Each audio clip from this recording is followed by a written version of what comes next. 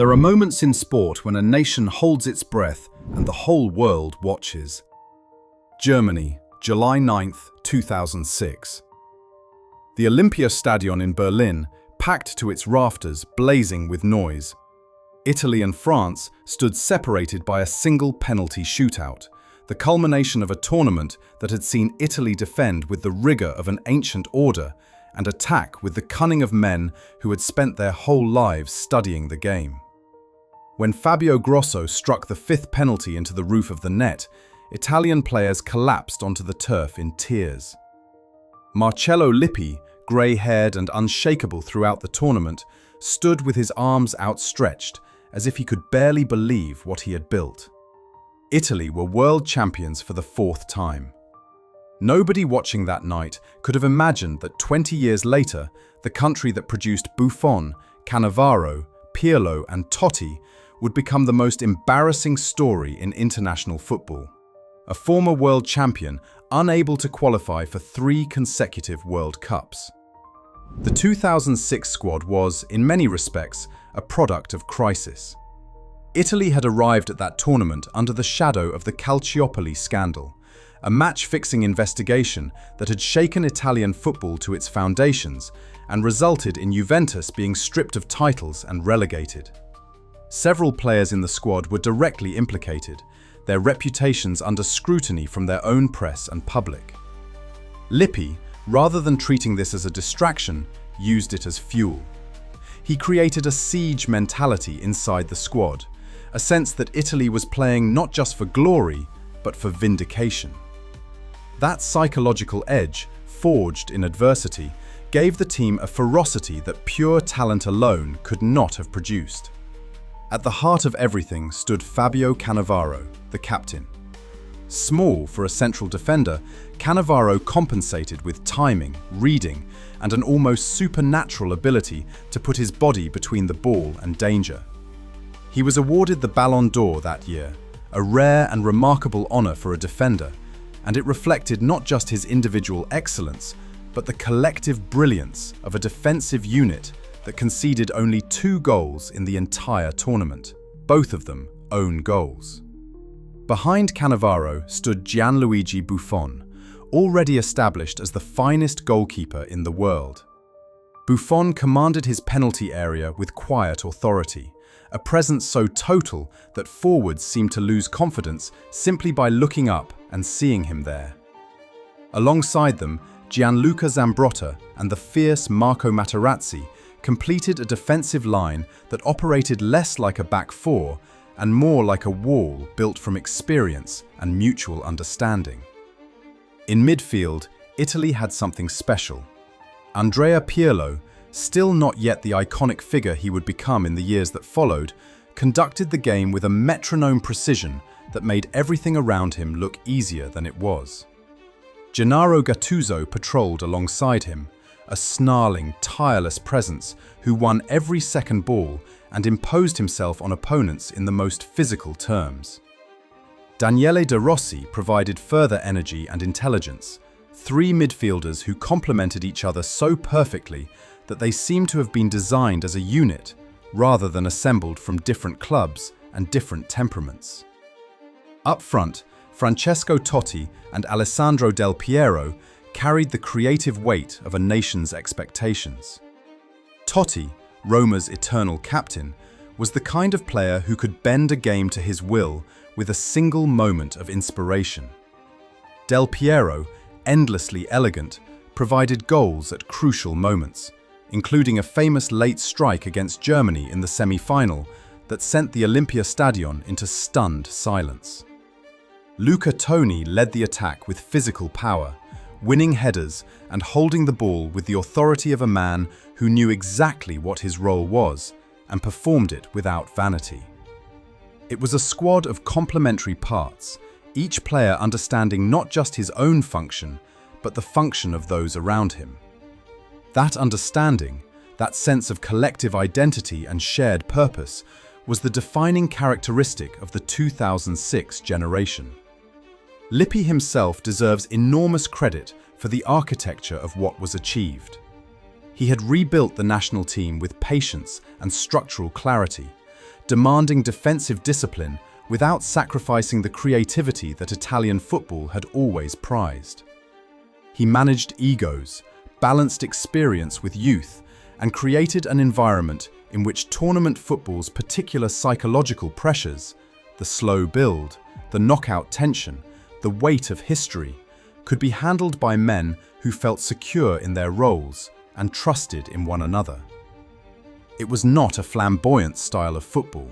It was ruthlessly effective, and in a World Cup, ruthlessly effective tends to win. What happened to Italian football in the years that followed is a story that begins with the slow erosion of exactly those qualities that made 2006 possible. The generation that won in Germany retired one by one, and the structures that should have produced their replacements were found to be hollow. Youth development, long considered a strength of Italian football, had quietly declined. The academies that had once produced Maldini, Baresi, and Del Piero were no longer producing players of that caliber in sufficient numbers. The technical quality that Italy had always relied upon began to drain away, replaced by a tactical conservatism that had no brilliance to hide behind. The warning signs came early. Italy were eliminated in the group stage at both the 2010 and 2014 World Cups, failures that seemed shocking at the time, but now appear as the opening chapters of a much longer collapse. In 2018, Italy did not even reach the tournament. They lost a qualification playoff to Sweden, a result that felt like a watershed moment, the kind of failure that forces a reckoning. But the reckoning, when it came, was insufficient. 4 years later, they lost another playoff, this time to North Macedonia, a result so humiliating that it left Italian football commentators searching for a vocabulary adequate to describe what they were witnessing. By 2026, the situation had become something beyond humiliation.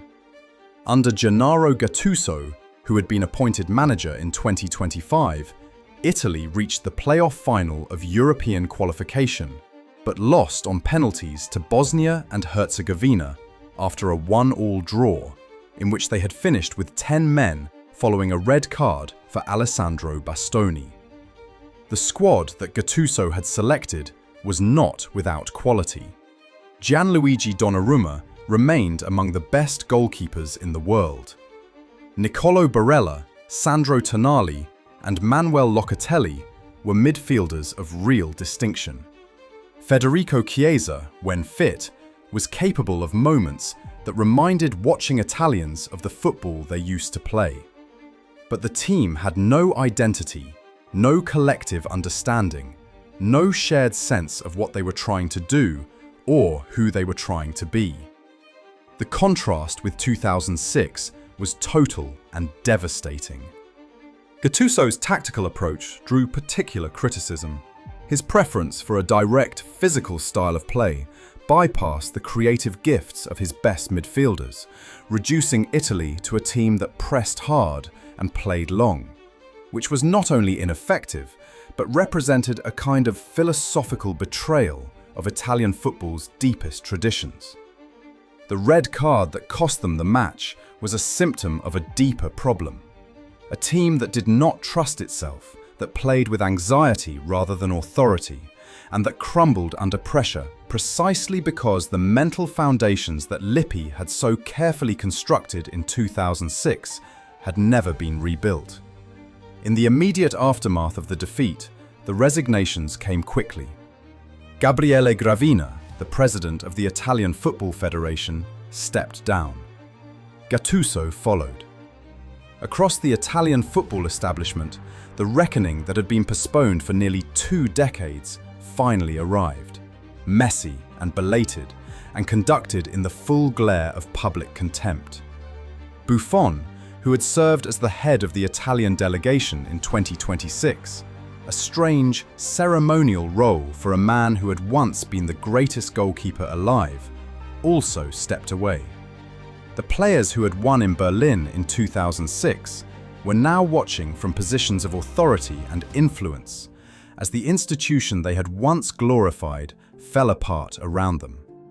Cannavaro had spent the intervening years coaching in China and Saudi Arabia, never quite finding the stage that matched his playing reputation. Pirlo had managed Juventus and Sampdoria with mixed results, his tactical intelligence as a coach seemingly not yet finding the same fluency it had on the pitch.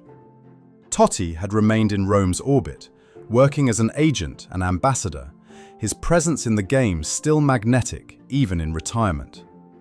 Del Piero had become a prominent pundit and entrepreneur, a thoughtful voice in a conversation that Italian football desperately needed. These were men who understood what Italian football could be at its best, and watching it become what it had become in 2026 must have carried a particular anguish.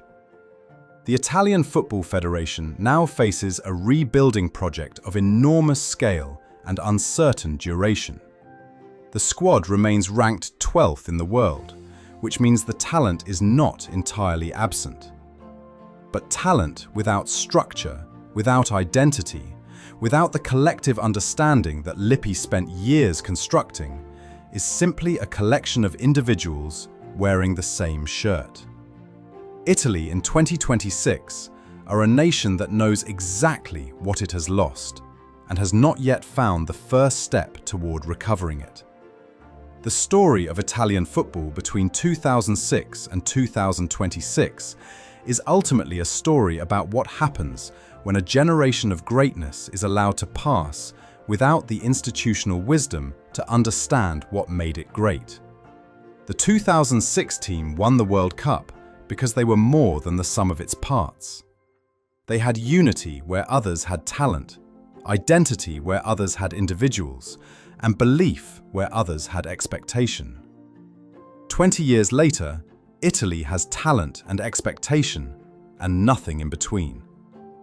The champions of the world became the cautionary tale of world football, and somewhere, Marcello Lippi watches and remembers what it felt like when everything worked exactly as it should.